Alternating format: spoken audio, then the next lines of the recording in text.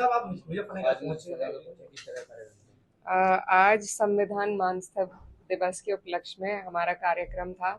ये संविधान के महत्व को समझने के साथ साथ संगठन को भी मजबूत करने का और एक ऊर्जा अपने लोगों में भरने के लिए सभी लोग उपस्थित रहे। पार्टी कार्यालय पर अच्छा प्रोग्राम हुआ, तो इसी तरीके के कार्यक्रम हम चाहते हैं कि होते रहे ताकि अपने लोगों में ऊर्जा बनी रहे और 27 के चुनाव के लिए ये ज़रूरी है। किस तरह का निर्देश देने की कोशिश है, किस तरह देगा? देखिए, सबसे पहले तो जो विषय था कि जो संविधान बाबा साहब डॉक्टर भीमराव अंबेडकर जी ने हमारी सुरक्षा के लिए एक सुरक्षा कवच के रूप में दिया था, आज सरकार ने ऐसा माहौल बना दिया है कि कभी सीधा प्रहार करते हैं संविधान पर, कभी पीछे से करते हैं। तो आज हम ही लोगों को अपने संविधान की सुरक्षा के लिए भी लड़ना है, अड़ना है, और वो लड़ाई चल रही है। अभी बिहार में जो हो रहा है, जिस तरीके से लोगों के वोटों को काटने के लिए एक नया फरमान जारी किया गया है SIR के रूप में, तो ये लोकतंत्र पे एक बहुत बड़ा हमला है।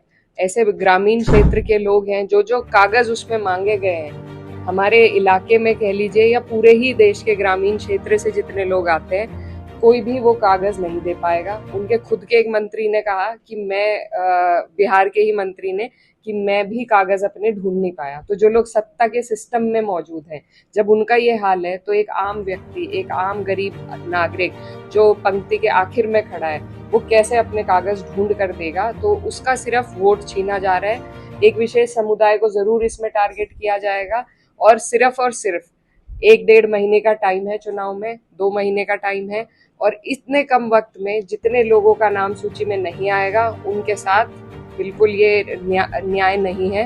ये संविधान की हत्या है, लोकतंत्र की हत्या है। आज बिहार में हो रहा है, कल को ये हर जगह करेंगे। तो हम पूरे तरीके से बिहार के लोगों के साथ है, और ऐसे किसी फरमान जो कि लोगों के अधिकार को छीने, वो बिल्कुल हमें मंजूर नहीं है। जगदीप धनखड़ को इस्तीफा दिया है उन्होंने,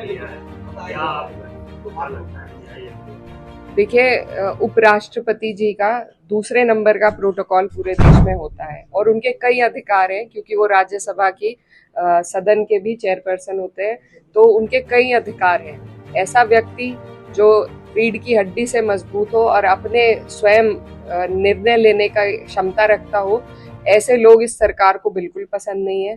तो एक दिन उन्होंने पूरा सदन चलाया, उनकी तबीयत भी ठीक थी, सब कुछ ठीक था।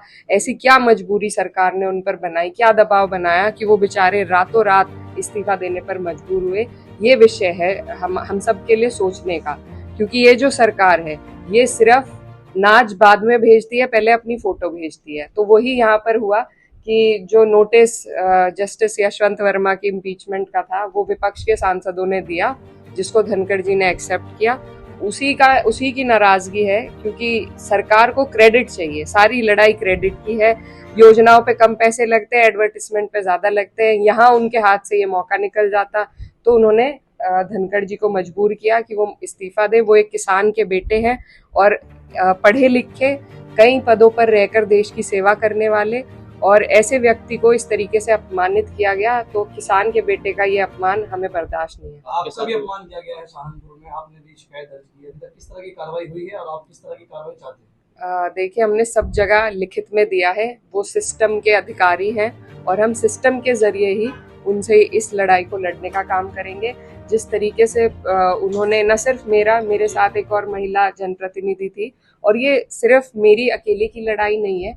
लगातार इसी तरीके से महिलाओं के साथ अभद्र व्यवहार अधिकारी लोग करते हैं। इन्हें अभी आदत नहीं है कि ये महिलाओं से आदेश ले सके, तो लगातार इसी तरीके से बदतमीजी कई जगहों पर होती है। तो ये मेरी अकेले की लड़ाई नहीं है, ये हर उस महिला की लड़ाई है जो आगे बढ़ना चाहती है, जो अपनी आवाज खुद बनना चाहती है। और सरकार जो बेटी बचाओ बेटी पढ़ाओ का नारा दे रही है, 33% आरक्षण दे रही है, वो कैसे सुनिश्चित करेगी कि जो महिलाएं आगे आएंगी 33% आरक्षण से, उनकी सुनवाई होगी?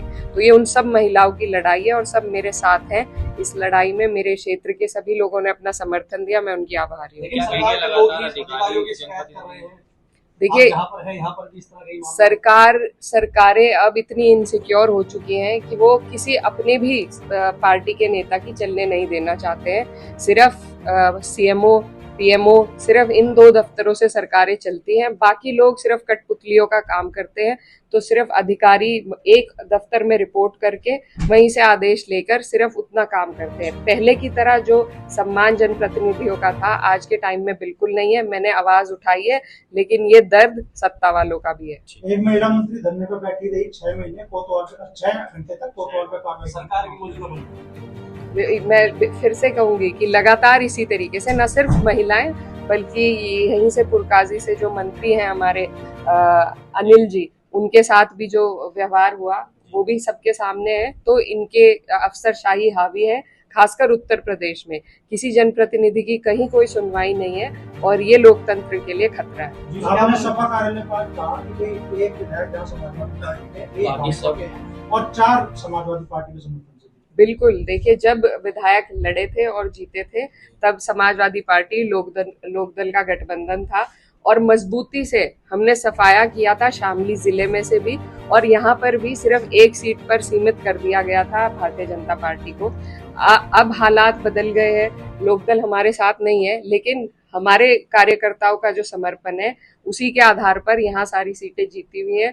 और मुझे पूरी उम्मीद है कि 27 में जिस तरह 24 में हम लोगों ने दोनों लोकसभा जीती, कैराना और मुजफ्फरनगर, इसी तरीके से हम 27 में सरकार बनाएंगे और अधिक से अधिक सीटें हम इन दोनों जिलों से जीत कर जाएंगे। झांगुर बाबा का मामला बड़ा सुर्खियों में है इस वक्त। लोग तरह तरह के सवाल उठा रहे हैं और जांच में बहुत सारी चीजें जो तक बताया गया सामने आ रहा है। झांगुर बाबा